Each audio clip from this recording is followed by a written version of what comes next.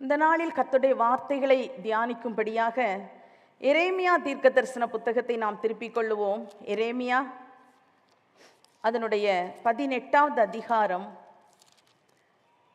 18வது அதிகாரத்தின் 4வது வசனமும் 6வது வசனத்தையும் நான் உங்களுக்காக வாசிக்கிறேன். எரேமியா 18, 4 மற்றும் 6 வசனங்கள். குயவன் வனைந்து கொண்டிருந்த மண்பாண்டம் அவன் கையிலே கெட்டு போயிற்று. அப்பொழுது அதை திருத்தமாய் செய்யும்படிக்கு தன் பார்வைக்கு சரியாய் கண்டபடி குயவன் அதை திரும்ப வேறே பாண்டமாக வனைந்தான். 6வது வசனம். இஸ்ரவேல் குடும்பத்தாரே, இந்த குயவன் செய்தது போல நான் உங்களுக்கு செய்யக்கூடாதோ என்று கர்த்தர் சொல்லுகிறார். இதோ இஸ்ரவேல் வீட்டாரே, களிமண் குயவன் கையில் இருக்கிறது போல நீங்கள் என் கையில் இருக்கிறீர்கள். ஹல்லேலூயா, ஹல்லேலூயா. இந்த வார்த்தையை ஆண்டவருடைய சமூகத்தில் இந்த தியானித்து இதை இன்றைக்கு கொடுக்க வேண்டும் என்று சொல்லும்போது எனக்கு இன்னும் ஒரு செய்தியும் இருந்தது. அப்படி ஒரு யோசனையாக இருந்தால், ஆனால் கர்த்தர் நல்ல திட்டமாக இந்த வார்த்தைகளை உறுதிப்படுத்தினார். அதோடு வந்திருக்கும்போது ரெனி பாடிய பாடலிலே அது மிக அழகான அந்த வரிகளை கேட்கும்போது கொஞ்சம் கூட கன்ஃபார்மாக இருந்தது. நிச்சயமாய் தேவன் நமக்கு தந்திருக்கிற ஒரு அருமையான வார்த்தை. இந்த நாளில் இந்த வார்த்தை என்னவென்றால், வேறே பாண்டம் என்கிற ஒரு காரியத்தை குறித்து தான் இன்றைக்கு நாம் பார்க்க போகிறோம். இந்த வசனங்களிலே நாம் வாசித்தோம். எரேமியா 18, 4 மற்றும் 6 வசனங்களில் குயவன் வனைந்து கொண்டிருந்த மண்பாண்டம் அவன் கையில் கெட்டு போயிற்று. அப்பொழுது அதை திருத்தமாய் செய்யும்படிக்கு தன் பார்வைக்கு சரியாய் கண்டபடி குயவன் அதை திரும்ப வேறே பாண்டமாக வனைந்தான். இஸ்ரவேல் குடும்பத்தாரே, இந்த குயவன் செய்தது போல நான் உங்களுக்கு செய்யக்கூடாதோ என்று கர்த்தர் சொல்லுகிறார். இதோ இஸ்ரவேல் வீட்டாரே, களிமண் குயவன் கையில் இருக்கிறது போல நீங்கள் என் கையில் இருக்கிறீர்கள். ஹல்லேலூயா, ஹல்லேலூயா. எப்படி வனையப்படுகிற அந்த களிமண் குயவனுடைய கரத்தில் இருக்கிறதோ அதுபோல அவர் சொல்லுகிறார், இஸ்ரவேல் வீட்டாரே என்று தீர்க்கதரிசி மூலம் சொல்லும்போது நமக்கும் அந்த வார்த்தை தான். நாம் கர்த்தருடைய கரத்தில், அதாவது குயவன் கையில் களிமண் இருக்கிறது போல நாம் கர்த்தருடைய கரத்தில் இருக்கிறோமாம். ஹல்லேலூயா, ஹல்லேலூயா. இந்த களிமண்ணை குறித்து அப்படி ஒரு சின்ன ஒரு கண்ணோட்டம் பார்க்கலாம் என்று நினைக்கிறேன். இந்த களிமண் குயவன் கையில் வரும் முன்பதாக அல்லது ஒரு பாத்திரமாக வனையப்படும் முன்பதாக அது எப்படி இருந்தது, எங்கே இருந்தது என்பதை கொஞ்சம் நம்ம பார்க்கலாம். முதலாவது தரையில் கிடந்த களிமண். ஒரு களிமண் என்று நம்ம பார்த்தா அந்த குயவன் எடுத்து அது வனைவதற்கு பயன்படுத்தும் முன்பதாக அது தரையில் கிடக்கிறது. அநேகம் களிமண் கிடக்கிற அந்த இடத்திலே இதுவும் கிடக்குது. எது கிடக்குது? ஒரு பாண்டமாக வனையப்பட இருக்கிற ஒரு களிமண்ணும் எங்கே தான் இருக்குது? தரையில் கிடக்கிறது.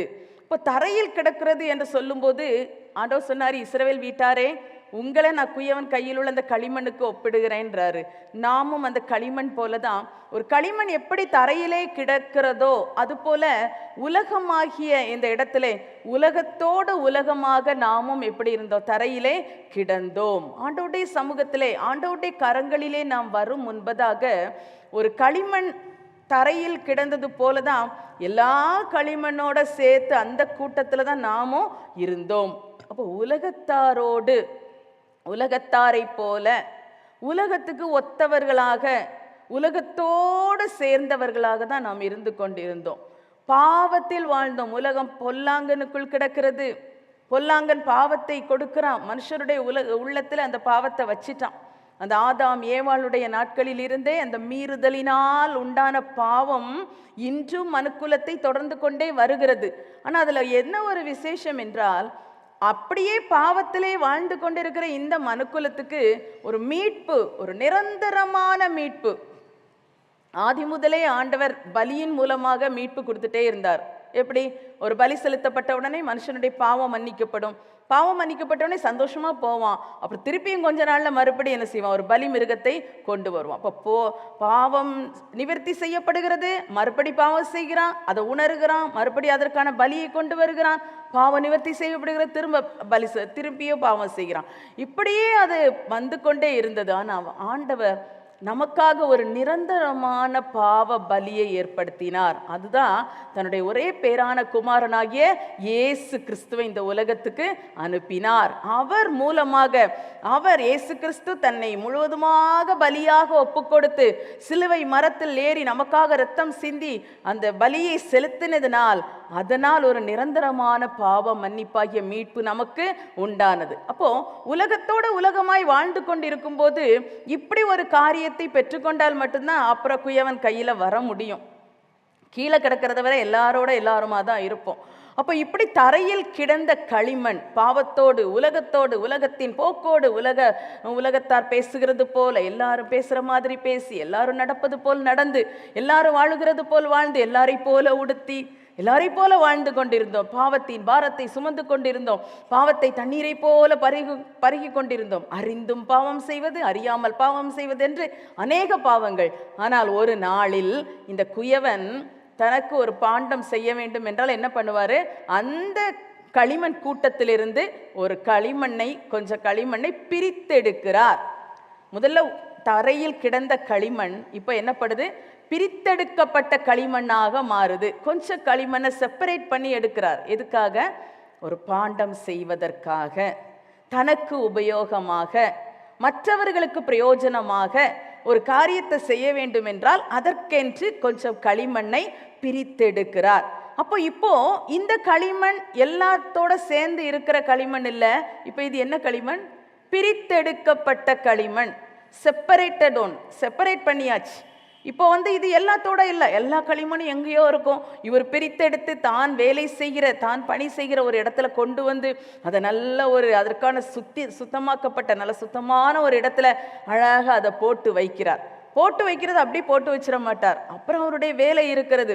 அப்போ இது பிரித்தெடுக்கப்பட்ட களிமண்ணா இருக்கிறது. இப்போ நம்முடைய வாழ்க்கையை இஸ்ரவேல் வீட்டாரே, இந்த குயவனுடைய கையில் இருக்கிற களிமண்ணை போல நீங்க இருக்கிறீங்கன்னு அவர் சொல்றார் இல்லையா? அப்போ இந்த பிரித்தெடுக்கப்பட்ட களிமண் யாரு தான்? நாம தான். நாமும் பிரித்தெடுக்கப்பட்டவர்கள். ஒரு நாளில் உலகத்தோடு வாழ்ந்தோம், உலகத்தாராய் வாழ்ந்தோம், பாவத்திலே வாழ்ந்தோம், பாவம் செய்து கொண்டிருந்தோம். இப்போ என்ன பண்ணிட்டார் ஆண்டவர்? பிரித்தெடுத்து கொண்டு வந்தார். பிரித்தெடுத்தார். அதுதான் பாடுறோம்ல, தெரிந்தெடுத்தார் தம் மகிமைக்கென்றி பரிந்துரை திடுவார் பிழைத்திடுவோம். தெரிந்தெடுத்தார் தம் மகிமைக்கென்றி பரிந்துரை திடுவார் பிழைத்திடுவோம். ரட்சிப்பினால் அலங்கரித்தார் ரட்சக திருவடி சேர்த்திடுவார். ரட்சிப்பினால் அலங்கரித்தார் ரட்சக திருவடி சேர்த்திடுவார். திவாசீர்வாதம் பெருகிடுதி. அப்போ பிரித்தெடுத்து கொண்டு வர்றார், தெரிந்தெடுக்கிறார். அதுல இந்த களிமண் என்னுடைய வேலைக்கு வேணும் என்று சொல்லி அவர் தெரிந்தெடுத்ததை பிரித்தெடுத்து கொண்டு வருகிறார். அவரிடத்துல அதை வைக்கிறார். இதே போலதான் நம்முடைய வாழ்க்கையும் எல்லாரோடும் எல்லாவற்றோடும் ஒன்றித்து போய்கொண்டு இருக்கும் போது ஆண்டவர் நம்மை தெரிந்தெடுத்தார். பிரித்தெடுக்கப்பட்ட கூட்டம் தான் ரட்சிக்கப்பட்டவர்களின் கூட்டம். எல்லா இடத்துலையும் எல்லாரோட சேர்ந்து கிடக்கும்போது தெரியாது வித்தியாசம். ஆனால் தமக்கென்று தம்முடைய நாம மகிமைக்காக, அவருக்கு புகழ்ச்சியாக, அவருக்கு சொந்த ஜனமாக, அவருக்கென்று ராஜரீக ஆசாரிய கூட்டமாக இயேசு நம்மை தெரிந்தெடுத்திருக்கிறார். ஹல்லேலூயா, ஹல்லேலூயா.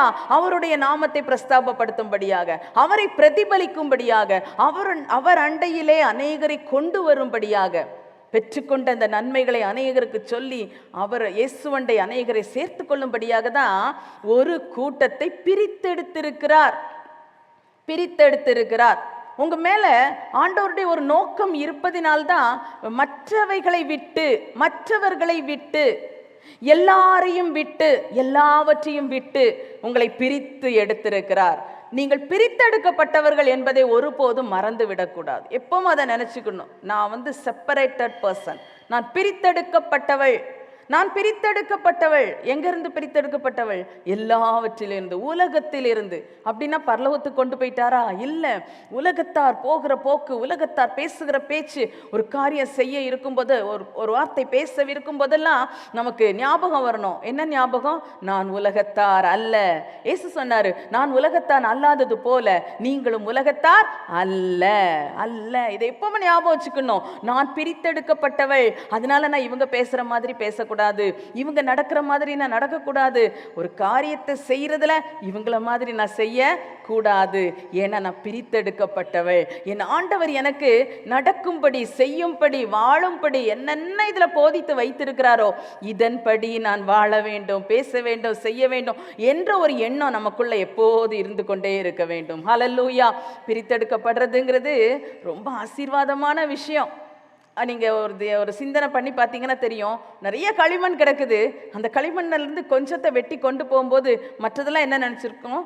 நாங்க மட்டும் என்ன, எங்களுக்கு மட்டும் என்ன, இவங்க மட்டும், இவனை மட்டும் கொண்டு போறாங்களே, இவளை மட்டும் கொண்டு போறாங்களே அப்படின்ற மாதிரி அதுக்குள்ள ஒரு யோசனை இருக்கலாம். அதே போல இந்த பிரித்தெடுக்கப்பட்டதுக்கு ரொம்ப சந்தோஷமா இருக்கும். ஓ, ஒருத்தர் வந்தாரு, என்னை கொண்டு போறாரு அப்படின்னு அதுக்கு ஒரு சந்தோஷம். இப்போ நம்முடைய வாழ்க்கையிலையும் அப்படித்தான்.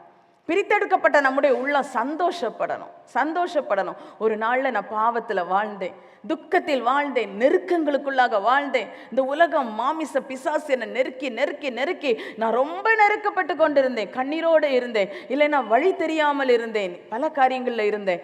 ஒரு நாளில் இயேசு என்னிடத்தில் வந்தார். இயேசு என்னிடத்தில் கடந்து வந்தார். வந்து என்னை அவர் தனக்காக என்னை தூக்கி எடுத்தார், பிரித்து எடுத்தார். ஹல்லேலூயா. அந்த ஒரு சந்தோஷம் வரணும். நாட்கள் செல்ல செல்ல இந்த சந்தோஷத்துல சில நேரம் குறைவுகள் வர்றதுக்கு நிறைய வாய்ப்பு இருக்குது. ஏனென்றால் இந்த உலகம் பொல்லாங்கனுக்குள் கிடக்கிறது, உலகம் பாவத்துக்குள் கிடக்கிறது.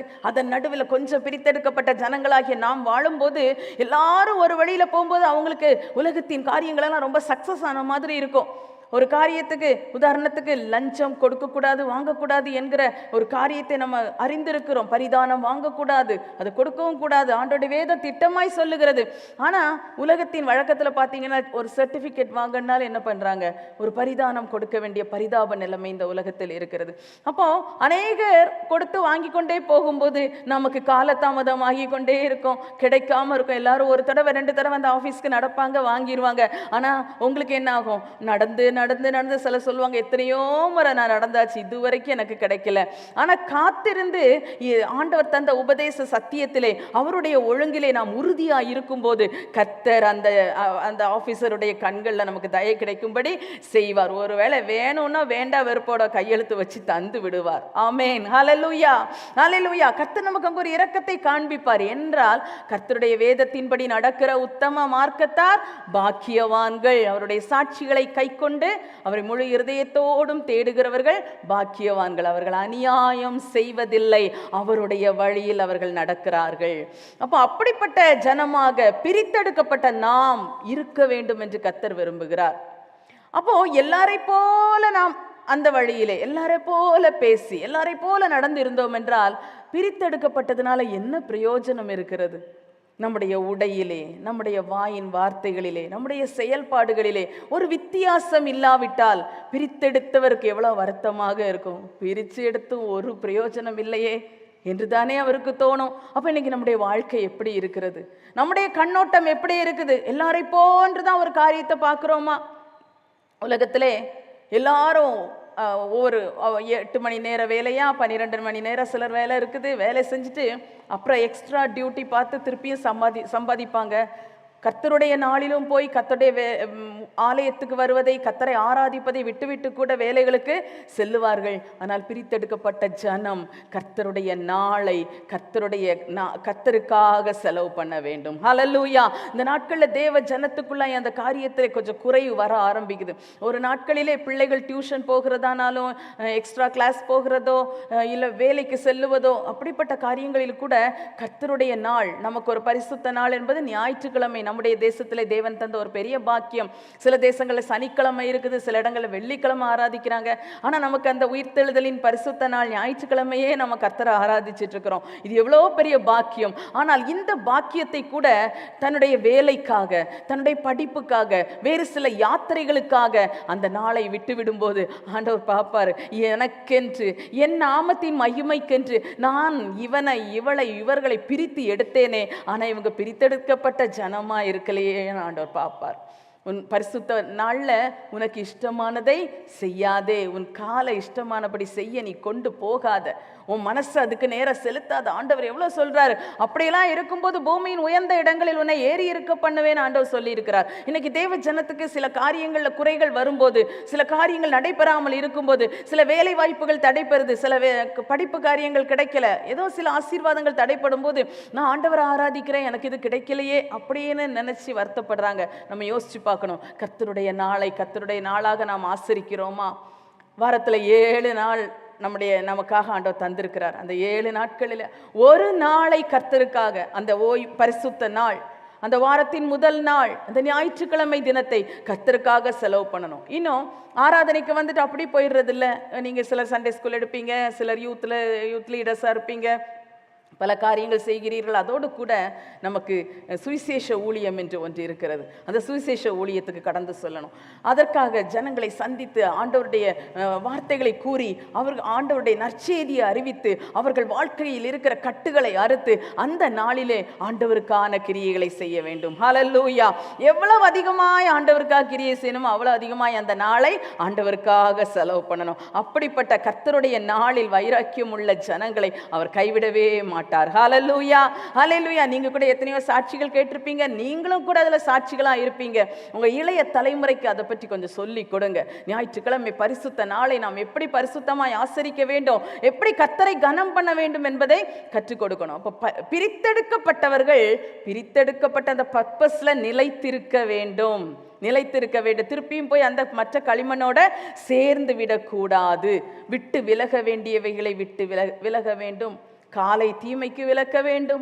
உலகத்தின் காரியங்கள், உலகத்தின் போக்கை விட்டு திரும்பி கர்த்தரோடு கூட வாழ வேண்டும். நீங்கள் உலகத்துக்கு ஒத்த வேஷம் தெரியாமல் தேவனுடைய நன்மையும் பிரியமும் பரிபூர்ணமான சித்தம் இன்னதென்று பகுத்தறியத்தக்கதாக உங்கள் மனம் புதிதாகிறதுனாலே மறுரூபமாகுங்கள். அப்போ பகுத்து அறியணுமா, இது ஆண்டவருக்கு பிரியம்தானா, நான் பிரித்தெடுக்கப்பட்டதனுடைய ஒரு மேன்மை இதுல இருக்குதா, நான் அதை இழந்துடக்கூடாது, நான் பிரித்தெடுக்கப்பட்டவன். எப்பவும் எப்படி ஒரு மூச்சு நமக்கு இருக்குதோ அந்த இருதயம் அடிக்கும் இல்லையா, இது மாதிரி நம்ம மனசு எப்பவும் சொல்லணும், நான் பிரித்தெடுக்கப்பட்டவன், என் ஆத்துமாவே நீ பிரித்தெடுக்கப்பட்டவள். சங்கீதக்காரன் சொல்லுவார், என் ஆத்துமாவே நீ ஏன் எனக்குள் கலங்குகிறாய், ஏன் எனக்குள் தியங்குகிறாய், தேவனை நோக்கி காத்துரு என்று சொல்ற மாதிரி நாம அடிக்கடி சொல்லணும், நீ பிரித்தெடுக்கப்பட்டவள், நான் பிரித்தெடுக்கப்பட்டவன். நீ சும்மா எல்லா இடத்துக்கும் போகக்கூடாது, எல்லா காரியமும் நீ செய்ய முடியாது, எல்லாரை போல நடக்க முடியாது. பல நேரங்களிலே மனசுக்குள்ள அந்த எண்ணம் வராததுனால தான் ஒரு காரியத்தை செய்யறதுக்கு ஞாயிறு ஆராதனை என்றே வைத்துக் கொள்ளுவோம்.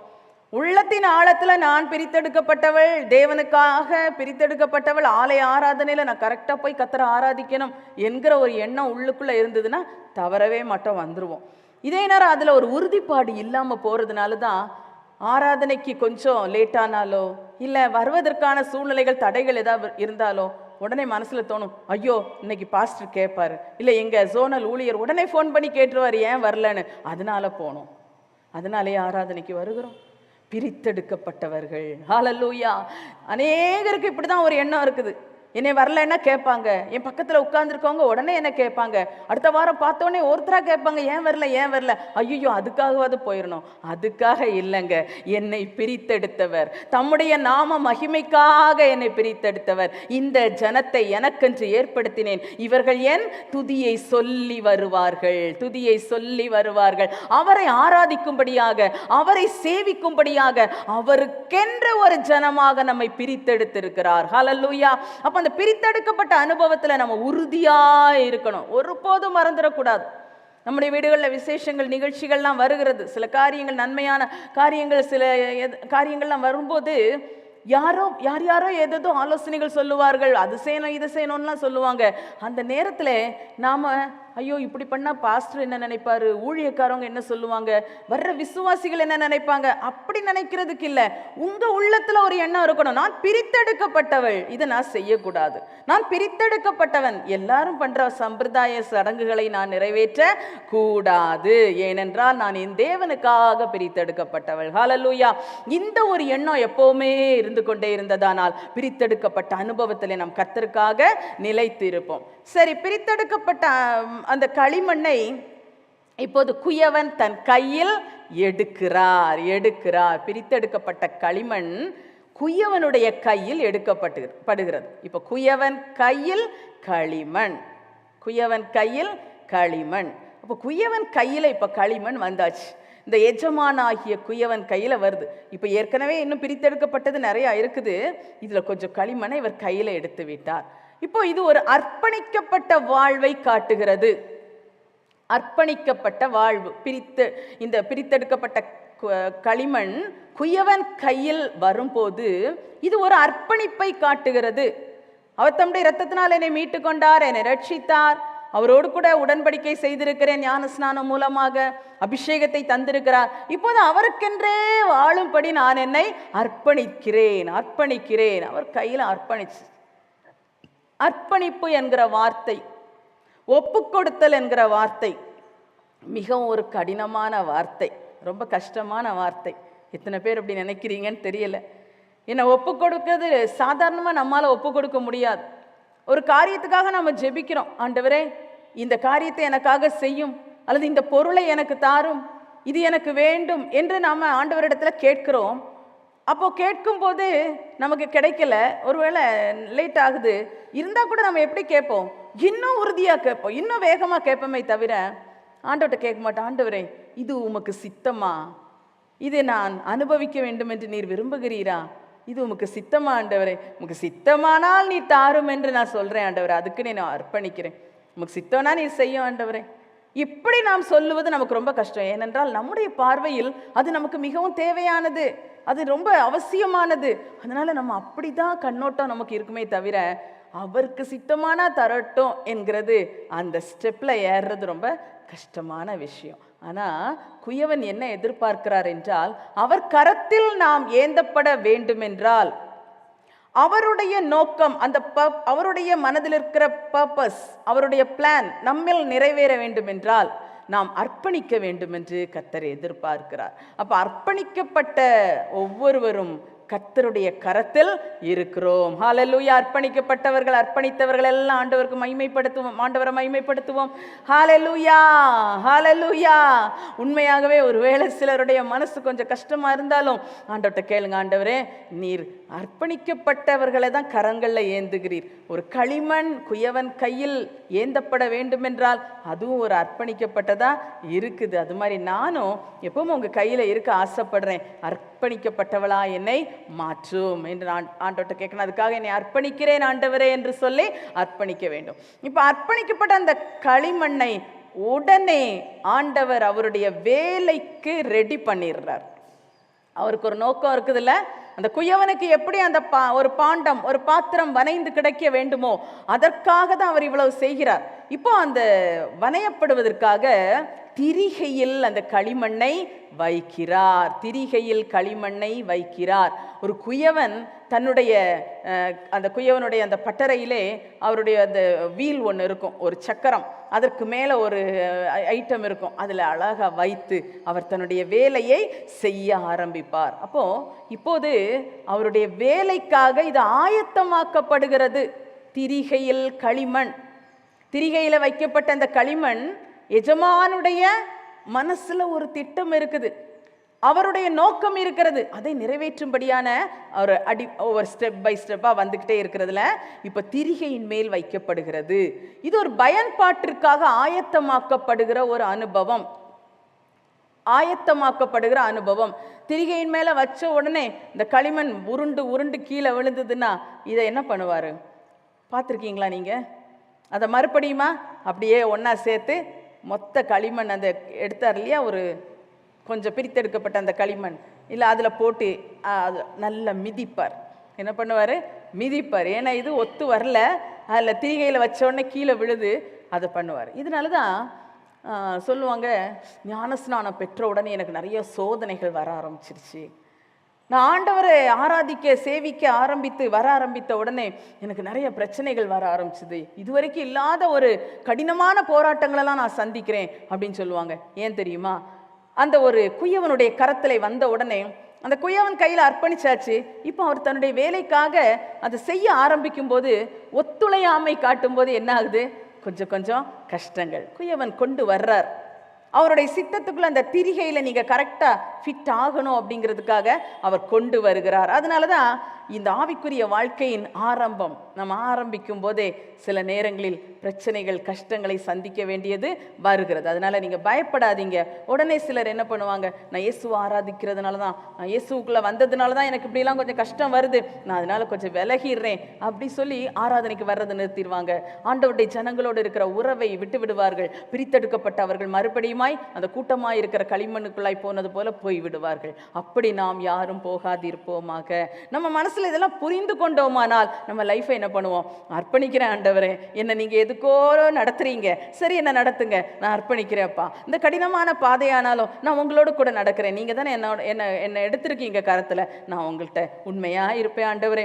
திரிகையில வச்சாலும் குயவன் கையில தான் என்ன இருக்குது? அந்த களிமண் இருக்கிறது. அவர் கை அந்த பானையை அந்த பாண்டத்தை அந்த திரிகையிலிருந்து எடுக்கிற வரைக்கும் அவர் கையை எடுக்கவே மாட்டார். பார்த்துருக்கீங்களா நீங்கள்? அந்த குயவனுடைய இதில் அந்த சக்கரத்தில் அது சுற்றிக்கிட்டே இருக்கும். இவர் கையை வச்சு ஒவ்வொன்றா பண்ணிக்கொண்டே இருப்பார். ஹல்லேலூயா.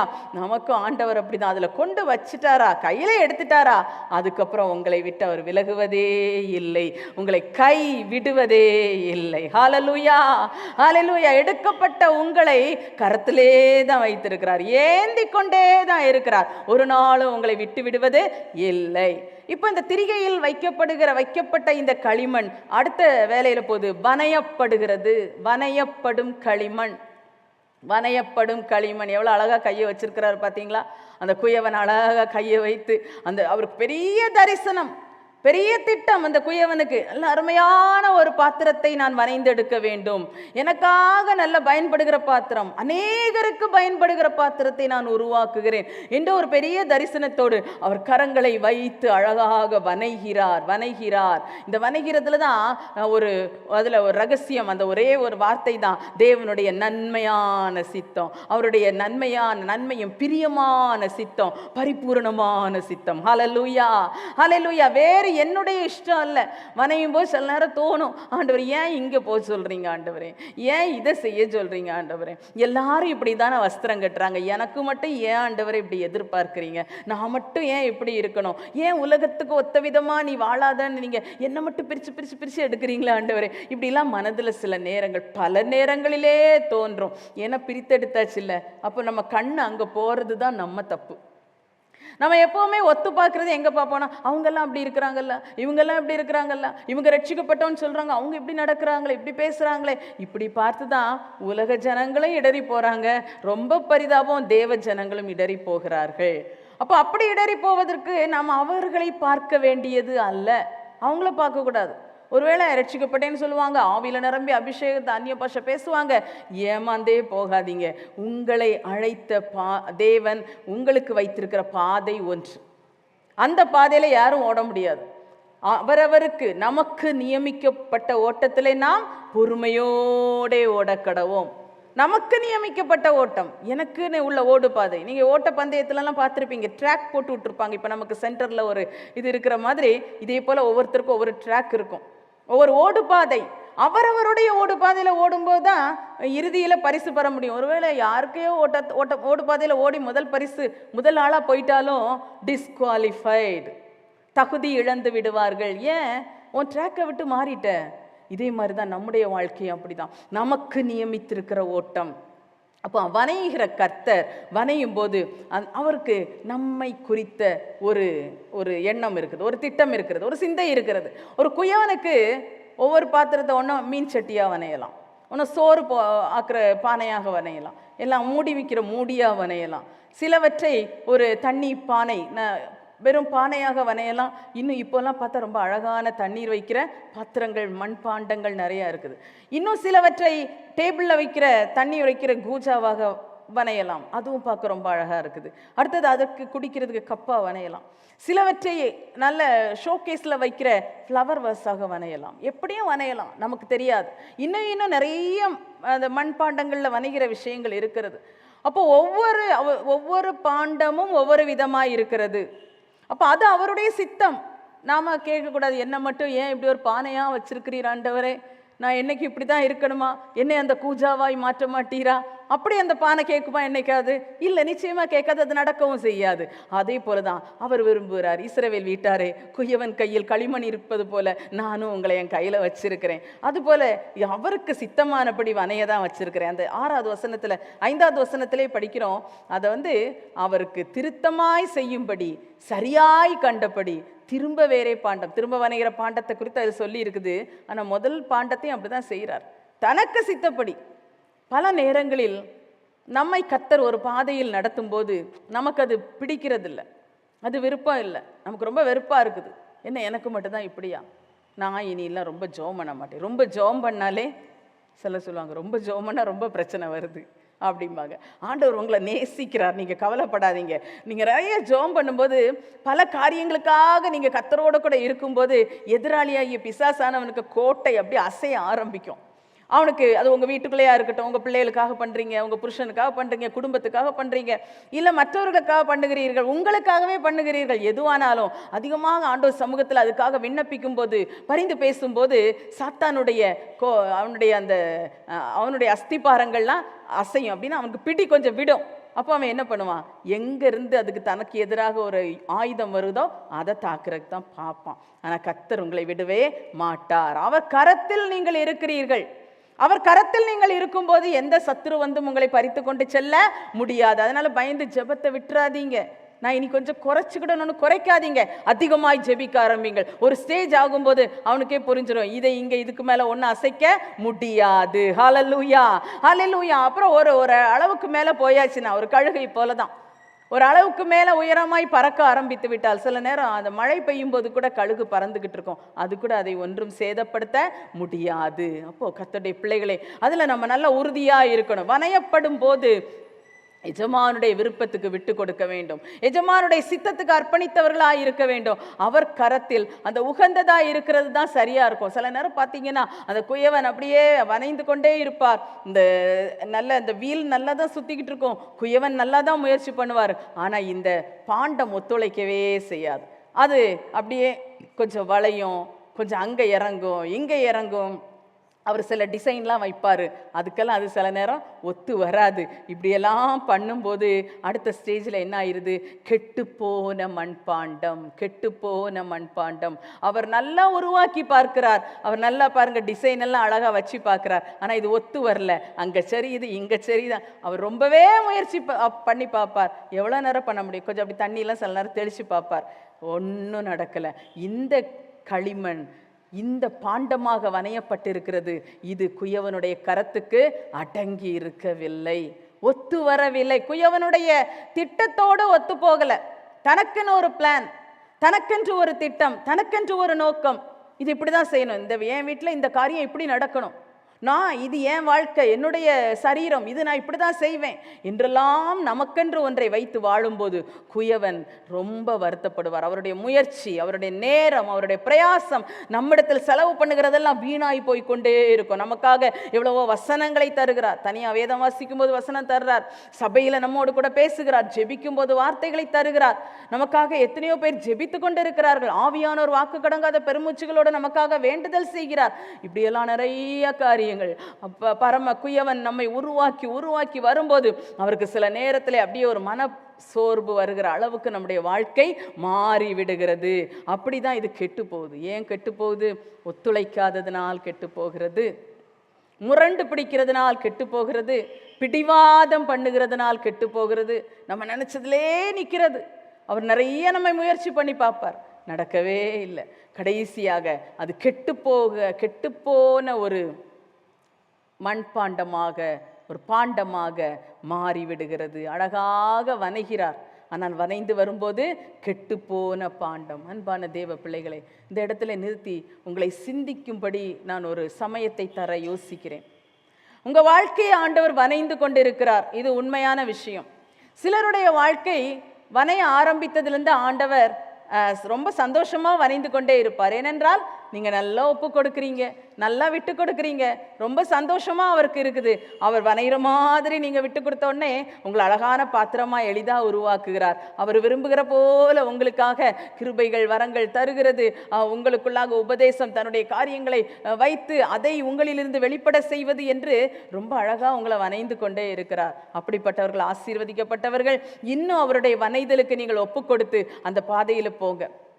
ஒருவேளை சிலருடைய வாழ்க்கையை பார்க்கும்போது வனைந்து கொண்டிருந்த குயவனுடைய கரத்திலே அடங்கி இருக்காதவர்களாக, குயவனுடைய வனைதலுக்கு ஒப்பு கொடுக்காதவர்களாக, அது கொஞ்சம் பிடிவாதம் பண்ணுகிறவர்கள். சின்ன பிள்ளைகள் செய்வாங்க இல்லையா, ஒரு இடத்துக்கு வான்னு சொன்னா வரமாட்டாங்க, பிடிச்சு இழுத்தாலும் வரமாட்டாங்க. இது மாதிரி சில காரியங்களில் அவர் விரும்புகிற இடத்துக்கு நாம் போகாமல், அவர் செய்வதை செய்ய, அவர் நினைப்பதை செய்யாமல், அவர் எதிர்பார்க்கிற அளவுக்கு வாழாமல் நாம் இருந்தோம் என்றால் இன்று குயவனுடைய கரத்திலே கெட்டுப்போன மண்பாண்டங்கள் போல இருக்கிறோம். அப்படி உங்கள் வாழ்க்கை இருக்கிறதா? கெட்டுப்போன மண்பாண்டமாய் இருக்கும்போது வாழ்க்கை எவ்வளவு சோர்வுள்ளதாக இருக்கும், எவ்வளவு வருத்தங்கள், கவலைகள், பாரங்கள் அப்பவும் இருக்கும். மற்றபடியும் வாழ்க்கையில பாரம், கவலை வரும். ஏன்னா உலகத்துல தானே இருக்கிறோம். ஆனா இயேசு நம்மோடு இருக்கிறதுனால எனக்கு ஜெயம் உண்டு, எனக்கு ஆசீர்வாதம் உண்டு, எனக்கு மேன்மை உண்டு, எனக்கு நன்மை உண்டு, இதுல ஒரு விடுதலை உண்டு என்ற ஒரு எதிர்பார்ப்போடு ஓடிக்கொண்டே இருப்போம். ஆனா இப்படி வாழும்போது எதிர்பார்ப்புகள் அற்று போய் விடுகிறது, பாரங்கள் சூழ்ந்து கொள்ளுகிறது, வேதனைகள் பெருகி விடுகிறது. இந்த நிலைமையில தான் நம்மை நாம் சிந்தித்து பார்க்க வேண்டும். இப்போது இந்த குயவன் கையில் அது ஒரு ஸ்பாயில்டு பாட்டா மாறி விடுகிறது. ஒரு ஒரு கெட்டுப்போன, மட்டுமல்ல ஒரு சிதைந்து போன, உருக்குலைந்து போன ஒரு பாண்டமாக மாறிவிடுகிறது. இந்த உருக்குலைந்த பாண்டத்தை திருப்பி அவர் அங்கே வச்சிட்டு இருக்கிறது இல்லை. அதுதான் நாம் வாசித்த 4வது வசனத்தில், குயவன் வனைந்து கொண்டிருந்த மண்பாண்டம் அவன் கையில் கெட்டு போயிற்று. அப்பொழுது அதை திருத்தமாய் செய்யும்படிக்கு தன் பார்வைக்கு சரியாய் கண்டபடி குயவன் அதை திரும்ப வேறே பாண்டமாக வனைந்தான். இந்த காரியம் உண்மையாகவே வாழ்க்கையில ரொம்ப கஷ்டமான விஷயம்தான். நம்மை ஒரு நோக்கத்தோடு கூட, ஒரு திட்டத்தோடு கூட அவர் வனைந்து கொண்டே இருக்கிறார். நம்முடைய நாட்களிலே ஆண்டவருக்கு ஒரு நோக்கம் உண்டு. இந்த குறிப்பிட்ட வயதில் இப்படி பயன்படுத்த வேண்டும், இந்த குறிப்பிட்ட காலத்தில் இவளை கொண்டு இதை செய்ய வேண்டும், இந்த குறிப்பிட்ட காலத்தில் இந்த குறிப்பிட்ட நேரத்தில் இதை நிறைவேற்ற வேண்டும் என்று ஒவ்வொரு காரியத்துக்காக நம்மை மிக அழகாக வனைகிறார். அப்போ அவருடைய காலத்தில் அது நிறைவேற விடாதபடிக்கு நம்முடைய தடைகள் அங்கே வந்து விடுகிறது. இந்த மாம்சம் போராடுது, இந்த மாம்ச சிந்தை அதில் கொண்டு வந்து போராடுகிறது. அதனால் ஆண்டவரால் சரியாக வரைந்தெடுக்க முடியவில்லை. இப்போது அவர் தீர்மானிக்கிறார், இனி இதை திரும்ப வேறே பாண்டமாக வனைய வேண்டும். நீங்கள் உடனே நினச்சிடக்கூடாது, இவ்வளோ நாள் அவர் சித்தத்தை நிறைவேற்ற என்னில முயற்சி பண்ணி அவருக்கு நடக்கலை, இனி நான் சொல்கிற மாதிரி கேட்பாரு, இனி நான் ஜெபம் பண்ணுற மாதிரி என் வாழ்க்கையில் எல்லாம் செய்வார், அப்படி நினச்சிட்டு இருக்காதீங்க. அந்த வசனத்தில் நம்ம என்ன படித்தோம்? அவர் என்ன செய்கிறாரா? தன் பார்வைக்கு சரியாய் கண்டபடி குயவன் அதை திரும்ப வேறே பாண்டமாக வனைந்தான். எதுக்கு யார் பார்வைக்கு சரியாய் கண்டபடி? நம்ம பார்வைக்கு இல்லை, குயவன் வனைகிற நம்முடைய பரம குயவனுடைய கண்களுக்கு, அவருடைய பார்வைக்கு எது சரியா இருக்குதோ. ஒரு பக்கம் இதில் சந்தோஷப்படணும். ஏன்னா நாம் கூட ஏதோ ஒரு காரியங்களை செய்ய நினைக்கும் போது அந்த காரியம் கரெக்டாக கைகூடி வராட்டா, இல்லை அது வந்து சரியான முறையில் அது உருவாகி வரவில்லை என்றால் சரி போட்டு இனி இது வேண்டாம் அப்படின்னு அப்படி தள்ளிடுவோம். ஆனால் குயவன் அப்படி தள்ளவில்லை. மறுபடியும் ஒரு ட்ரையல் எடுக்க அவர் ஆரம்பிக்கிறார். திரும்ப நான் வனைய போகிறேன், என் பார்வைக்கு சரியானபடி மறுபடி நான் ஒரு பாண்டமாக வனைய இருக்கிறேன் என்று சொல்லி மறுபடியுமாய் அவர் வனைய இருக்கிறார். இதில் ஒரு சந்தோஷப்படுற விஷயம் என்ன அப்படின்னா, திரும்ப வனையும் போது தான் எங்கே தான் இருக்கிறோம்? அவர் கரத்தில் தான். கெட்டு போகும்போது எங்கே தான் இருக்கிறோம்? அவர் கரத்தில் தான். சிலருக்கு கொஞ்சம் பயமாக இருக்கும், ஐயோ நான் தப்பு பண்ணிட்டேன், ஆண்டவர் எனக்காக இந்த காரியத்தை இப்படி வைத்திருந்தார், நான் மாற்றி இந்த காரியத்தை செஞ்சிட்டேன், இல்லை அவருடைய திட்டத்தை நான் மீறி விட்டேன், இல்லை அவர் செய்ய நினைத்ததுக்கு நான் இடம் கொடாமல் அதை கொஞ்சம் தள்ளிட்டேன், இனி ஆண்டவர் என் கூட இருக்க மாட்டாரா, என்னை விட்டு விலகிட்டாரோ என்று ஒரு பயம் சிலருக்கு. எனக்கு தெரியும் சிலர் அவர்கள் ஒரு குறிப்பிட்ட காலகட்டம் நல்ல விசுவாசிகள், நல்ல தெய்வ பிள்ளைகள், நல்ல ஜெபிக்கிறவர்கள். ஆனால் ஒரு குறிப்பிட்ட காலகட்டத்தில் அவர்கள் வரும்போது அவர்களுக்குள்ளாக இப்படி ஒரு பயம் வந்து விடுகிறது. ஒரு சகோதரியை தெரியும், அவர்கள் நல்ல ஆண்டவருடைய பிள்ளை, மிகவும் பாடுகளின் மத்தியிலே கர்த்தருக்காக வாழ்ந்து கொண்டிருக்கிற ஒரு நல்ல தேவ மனுஷி. அவர்கள் அந்த காலங்கள்லாம் தாண்டி அப்படி வரும்போதும் அவங்க அப்பவும் நல்லா ஜெபிப்பாங்க. ஆலயத்தில் என்ன ஜெபங்கள் உண்டோ ஜெபங்களில் வந்துருவாங்க, கூட்டங்கள் ஆராதனைகளை பங்கு பெறுவாங்க, ஆண்டவருக்காக நல்ல ஒரு சாட்சி. ஒரு குறிப்பிட்ட காலகட்டத்தில் அவர்களுக்கு கொஞ்சம் சில பொறுப்புகள் அதிகமாகும் போது, குடும்ப பொறுப்புகளின் நிமித்தமாக அவர்களுக்கு அதிகமாக ஜெபங்களில் வர முடியலை, பல தடைகள். ஆனால் அந்த நேரங்களிலே அவர்களுடைய உள்ளம், அவர் கொஞ்சம் வியாதியும் பட்டாங்க. அப்போ அந்த சூழ்நிலையில் அவர்கள் உள்ளம் கொஞ்சம் தடுமாற ஆரம்பித்து விட்டது. அவங்க சொல்ல ஆரம்பிச்சிட்டாங்க, என் கூட ஆண்டவர் இருக்கிறாரா, நான் ஆண்டவரோட தான் இருக்கிறேனா, நான் தூரம் போயிட்டேனா, என் கூட ஆண்டவர் இல்லை என்றே சொல்ல ஆரம்பிச்சிட்டாங்க. நாங்கள்லாம் ஊழியர்கள் எவ்வளவோ அவங்களுக்கு ஆலோசனை சொல்லுவோம். கடைசி வரைக்கும் அவங்களுக்கு அந்த ஒரு தடுமாற்றம் இருந்து கொண்டே இருந்தது. தேவ பிள்ளைகளை இதில் நம்ம ஜாக்கிரதையாக இருக்கணும். சில நேரங்களிலே வாழ்க்கையிலே இப்படிப்பட்ட சூழ்நிலைகள் வருகிறது. சில கெட்டுப்போன மண்பாண்டத்தின் ஒரு நிலைமை கூட ஒருவேளை வரலாம், வரக்கூடாது, நமக்கு சில நேரம் வந்து விடுகிறது. வரும்போது என்ன ஆண்டவர் கைவிட்டு விட்டார், நான் ஆண்டவருடைய கரத்தை விட்டு விலகி போயிட்டேன், இப்போ ஆண்டவர் என் கூட இல்லை, நான் ஜெபம் பண்ணாலும் எனக்கு ஆண்டவர் என் கூட இருக்கிற மாதிரியே நான் ஃபீல் பண்ண முடியலை, எனக்கு ரொம்ப மனசு கஷ்டமாக இருக்குது, நான் இனி எப்படி நான் ஆண்டவருக்காக வாழ முடியும், எப்படி நான் கூட்டங்களுக்கு வருவேன், எப்படி ஆராதனைக்கு வருவேன், எப்படி ஜெபிப்பேன், இன்னும் பைபிள் படித்தாலும் ஒன்றுமே படித்த மாதிரி இல்லை. இதெல்லாம் அந்த உள்ளத்தில் பிசாசு கொண்டு போடுகிற விதை. ஆண்டவரை உறுதியாய் பற்றி கொள்வதை விட்டுவிட்டு ஆண்டவர் என்ன விட்டுட்டாரு, நான் விலகிட்டேன் என்று சொல்ல செய்வதே யாரு தான்? பிசாசுக்கு வேலை. யாருமே அதை சொல்லக்கூடாது.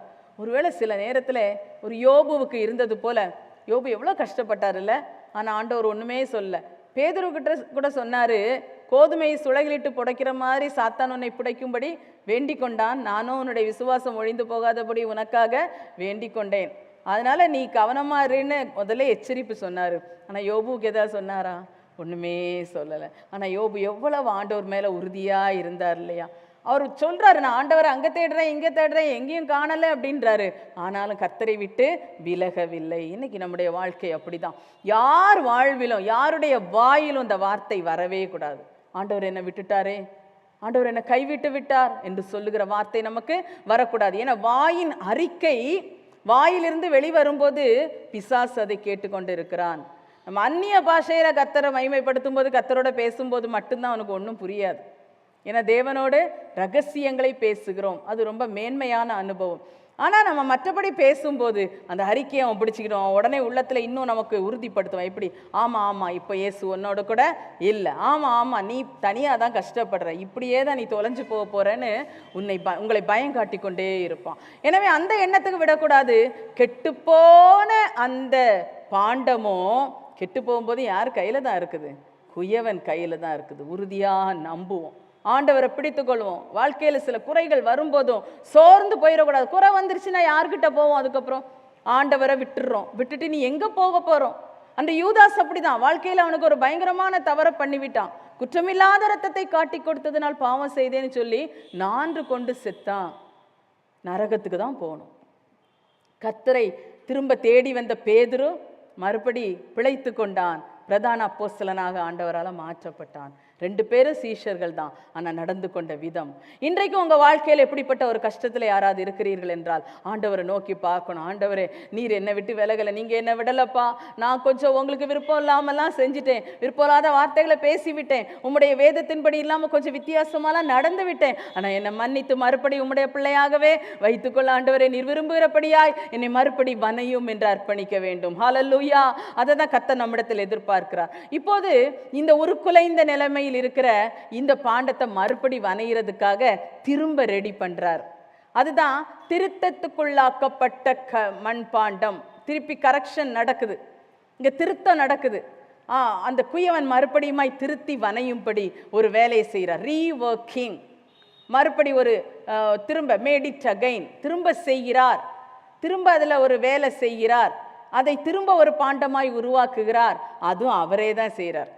இனி யார்கிட்டையாவது கொடுத்து செய்வோன்னு அவர் நினைக்கல, இனி எப்படியாவது நீ நடந்துக்கன்னு நினைக்கல, திரும்பவும் அவர் தான் முயற்சி பண்ணுறார். இன்னைக்கு இந்த நிலைமையில நீங்கள் யார் இருக்கிறீங்க?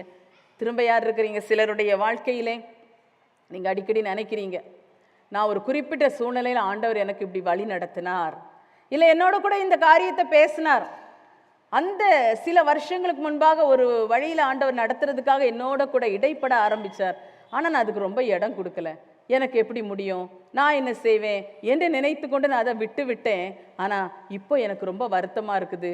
நான் மறுபடி இது எப்படி எனக்கு கிடைக்கும், மறுபடி நான் என்ன செய்ய போகிறேன், மறுபடி நான் இதை எப்படி சரி பண்ண போகிறேன் என்று நீங்கள் வருத்தத்தோடு இருக்கிறீங்களா? அந்த குயவன் தான் ஒரு திருத்தி அமைக்கப்பட்ட ஒரு காரியத்தை உங்கள் வாழ்க்கையிலே செய்ய இருக்கிறார். ஹல்லேலூயா, ஹல்லேலூயா.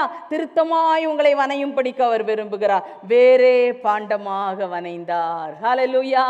ஒரு வேறே பாண்டமாக வனைகிற ஒரு அனுபவம். திரும்ப வனைகிறார். ஒரு நல்ல அவருக்கு விருப்பமான ஒரு பாண்டமாக, வேறே பாண்டமாக அவர் வனைகிறார். இன்னும் ஒரு பாத்திரம், அதுவும் அவர் தான் வனைகிறார். சில நேரம் நமக்கு தோணும், அன்னைக்கு ஆண்டவர் என்கிட்ட இந்த வார்த்தையை பேசினார். சிலரெல்லாம் சொல்லுவாங்க, திருமணமாகி சில வருஷங்கள் ஆனப்புறம் சொல்லுவாங்க, என் கல்யாணத்துக்கு முன்னாடியே ஆண்டவர் என்கிட்ட ஊழியம் செய்யணும், நான் ஊழியம் செய்யணும் அப்படிங்கிற ஒரு உணர்வு எனக்கு கொடுத்துக்கிட்டே இருந்தார். ஆனால் நான் அப்போ என்ன செய்யலை, எனக்கு கொஞ்சம் பயமாக இருந்து, என் வீட்டாரை பற்றி பயமாக இருந்தது, அதனால் நான் அதை சொல்லவே இல்லை. அப்போ இப்படி நான் வாழ்ந்து கொண்டே இருக்கும்போது என்னை ஒரு விசுவாசிக்கு இல்லை வேற ஒரு இதில் கல்யாணம் பண்ணி வச்சுட்டாங்க. ஆனால் இப்போ எனக்கு மறுபடி அது என் மனசில் என்னை ரொம்ப நெருக்குது, கஷ்டப்படுது. அன்னைக்கு குயவன் என்னை ஒரு ஊழியக்காரியாய் உருவாக்க விரும்பினார், ஆனால் இன்னைக்கு நான் வேற மாதிரி ஆயிட்டேன், அப்போ எனக்கு மீட்பு உண்டா அப்படின்னு சிலர் வருத்தப்படுவாங்க. இது மாதிரி ஏதாவது காரியத்தில் நீங்கள் வருத்தத்தோட உங்கள் மனதில் அதை குறித்து ஒரு பாரத்தோடு இருக்கிறீங்களா? ஆண்டவர் வேறே பாண்டமாக உங்களை அவர் வனைகிறார். அதை நீங்கள் மனதில் ஏற்றுக்கொள்ளுங்க. அப்படி ஒன்ஸ் ஃபார் ஆல் தள்ளி விட்டுற மாட்டார் உங்களை. அதனால அறிந்து நீங்கள் தவறு செய்யக்கூடாது. அறியாம செஞ்சிட்டீங்க, சரி, மறுபடி ஆண்டவர் கரத்திலே நீங்க இருக்கிறீங்க என்பதை விசுவாசித்து, குயவனே என்னை மறுபடி நீங்க வனைகிறீங்கப்பா, உங்க சித்தப்படி வனைந்து என்னை வேறே பாண்டமாக பார்வைக்கு நலமானபடி சித்தப்படி உமக்கு சரியாய் கண்டபடி என்னை வனையும் என்று கேட்போமா? கண்களை மூடி ஆண்டவர் சமூகத்தில் கர்த்தரை நோக்கி பார்ப்போம். ஹல்லேலூயா, ஹல்லேலூயா. ஆண்டவரே, உம்முடைய பார்வைக்கு சரியாய் கண்டபடி என்னை வனைந்து விடும் அப்பா, என்னை வனைந்து விடும் ஆண்டவரே. ஹல்லேலூயா, ஹல்லேலூயா, ஹல்லேலூயா, ஹல்லேலூயா, ஹல்லேலூயா. என்னை வனைகிறவரே, என்னை வனைகிற குயவனே, உங்களை முதல் விசை வனைந்து கொண்டிருக்கிறார் என்றால் நீங்கள் சந்தோஷத்தோடு அவர் வனைவதற்கு அர்ப்பணித்து முன் சென்று கொண்டே இருங்கள். அவர் வனைந்து உங்களை பயன்படுத்தும்படி விரும்புகிறார். அவர் கரத்தில் இருக்கிற நீங்கள், ஆமேன், அதற்கென்று அர்ப்பணித்தவர்களாக இருங்கள். ஹல்லேலூயா. நீங்கள் என்கிட்ட செய்கிற கரெக்ஷனுக்கெல்லாம் நான் விட்டு கொடுப்பேன் ஆண்டவரே, என்கிட்ட பேசுறதுக்கு நான் கீழ்ப்படிந்து நடப்பேன் அப்பா, என்னை நடத்துகிற பாதையிலே நான் மனரம்யமாய் நடப்பேன் ஆண்டவரே. ஏன் எனக்கு இப்படி, ஏன் எனக்கு இது நடக்குது, எதுக்காக நான் இதை செய்யணும் அப்படின்னு நான் கேள்வி கேட்டுட்டு இருக்க மாட்டேன் அப்பா. உங்கள் வசனம் ஒன்று சொல்லுதுன்னா நான் உடனே கீழ்ப்படிவேன், நான் உடனே கீழ்ப்படிவேன். ஏன்னா நீர் உருவாக்கும் போது நல்ல பாண்டமா, நீர் விரும்புகிற உமக்கு பிரியமான பயனுள்ள பாண்டமா நான் எழும்பணும் அப்பா. அதற்கு என்னை அர்ப்பணிக்கிறேன் ஆண்டவரே, என்னை அர்ப்பணிக்கிறேன் ஆண்டவரே, என்னை அர்ப்பணிக்கிறேன் ஆண்டவரே. யாருடைய வாழ்க்கையிலே ஆண்டவர் வேறே பாண்டமாக வனைய ஆரம்பித்திருக்கிறார்? முதல் விசை வனையப்படும் போது ரொம்ப எளிதாக இருக்கும், கொஞ்சம் கஷ்டம் இருந்தால் கூட ரெண்டாம் விசை வனைகிற மாதிரி நிச்சயம் கஷ்டம் இருக்காது. ஏன்னா ரெண்டாம் விசை வனையும் போது பாடுறோம்ல, நொறுக்கும், உருக்கும், உருவாக்கும், உடையும், வனையும், இந்த வார்த்தைகள், இந்த கடினமான வார்த்தைகள் எல்லாம் ரெண்டாம் விசை உருவாக்கும் போது தான் நடக்குது. வேறே பாண்டமாக வனையப்படுகிற அனுபவம். ஹல்லேலூயா, ஹல்லேலூயா, ஹல்லேலூயா, ஹல்லேலூயா. உம்முடைய கிருபை வேண்டும் அப்பா. ஆண்டவர்கிட்ட கேட்கலாமா? ரெண்டாம் விசை உருவாக்கப்பட்டாலும் பிரச்சனை இல்லை, பரவாயில்ல, ஆனால் இனியாவது அடங்கி இருப்போம், இனியாவது முரட்டுத்தனம் பண்ணாமல் அவருடைய கரத்துக்குள்ளே அடங்கி இருப்போம், குயவன் கரத்துக்குள்ள. ஹல்லேலூயா. அப்பா, என்னை அர்ப்பணிக்கிறேன் ஆண்டவரே. உமக்கென்று என்னை அர்ப்பணிக்கிறேன் ஆண்டவரே. வனைவீராக வனைவீராக உருவாக்குவீராக. எல்லாரும் வாய்களை திறந்து உங்க வாழ்க்கையை கண் முன்னால் நிறுத்தி ஆண்டவரோட பேசுவோம். எந்த நிலைமையில் நின்று கொண்டிருக்கிறீர்கள், எந்த காரியத்திலே உங்களுக்கு ஒரு குற்ற மனசாட்சி இருக்குது, அதை ஆண்டவர்கிட்ட சொல்லி, அப்படியானாலும் நான் உங்க கையில தானப்பா இருக்கேன், இன்னும் வனைங்கப்பா, இன்னும் வனைங்க, என்னை விட்டுறாதீங்க ஆண்டவரே, என்னை பிரயோஜனம் இல்லைன்னு களிமண்ணை தூக்கி எரிஞ்சிடாதீங்கப்பா, என்னை இன்னும் உருவாக்குங்கப்பா, மறுபடி உருவாக்குங்க ஆண்டவரே, என்னை உருவாக்கும் ஆண்டவரே, உருவாக்கும் அப்பா. ஹalleluya, thank you lord, hallelujah. di malaradana moriantala raboshara bodiri bikabala baraba dikanariantala namari badana moriantala namara badana moshana moriantala nama. உருவாக்கும் ஆண்டவரே, உருவாக்கும் ஆண்டவரே, உம் சித்தம் போல உருவாக்கும் அப்பா, உம் பார்வைக்கு சரியாய் கண்டபடி உருவாக்கும் ஆண்டவரே, உமக்கு உபயோகமான பாத்திரமாய் உருவாக்கும் அப்பா, நீர் பயன்படுத்த விரும்புகிற பாத்திரமாய் உருவாக்கும் அப்பா. தேகலராதன மோரியாதன ஷன மோரியாக்கனரியாந்தலனமா தேமரந்தலன மோரியாந்தலரபரி பலபோரியாந்தலனமா. சொந்த இஷ்டங்கள் அகன்று போவதாக, எல்லா எங்களுடைய சுயமான திட்டங்களும் உடைந்து போவதாக, உம்முடைய சித்தம் நிறைவேறுவதாக. தேவனுடைய நன்மையும் பிரியமும் பரிபூர்ணமான சித்தம் எங்கள் வாழ்க்கையில நிறைவேறட்டும் அப்பா, நிறைவேறட்டும் அப்பா. ஒரு காரியத்தை குறித்த என் கண்ணோட்டம் அல்ல ஆண்டவரே, உம்முடைய நோக்கம் நிறைவேறட்டும் அப்பா, உம்முடைய சித்தம் நிறைவேறட்டும் அப்பா. பரலோகத்தில் உம்முடைய சித்தம் செய்யப்படுவது போல பூமியிலே என் வாழ்விலே உம்முடைய சித்தம் செய்யப்படுவதாக, என் வாழ்விலே உம்முடைய சித்தம் செய்யப்படுவதாக, என் குடும்பத்திலே உம்முடைய சித்தம் செய்யப்படுவதாக. ஆமென், ஹல்லேலூயா. குயவனின் கையில் களிமண்ணை போல குருவினீர் என்னை உருவாக்கும் ஐயா. குயவனின் கையில் களிமண்ணை போல குருவினீர் என்னை உருவாக்கும் ஐயா. மாசற்றமான வாட்டியாய் என்னை, மாசற்றமான வாட்டியாய் என்னை காத்துக்கொள்ளும் படி கருணை குறையா, காத்துக்கொள்ளும் படி கருணை குறையா. ஏழை என்னை கோடா கோடி ஸ்தோத்திரம் பாடி கிறிஸ்துவின் அன்பை ருசிப்போமே.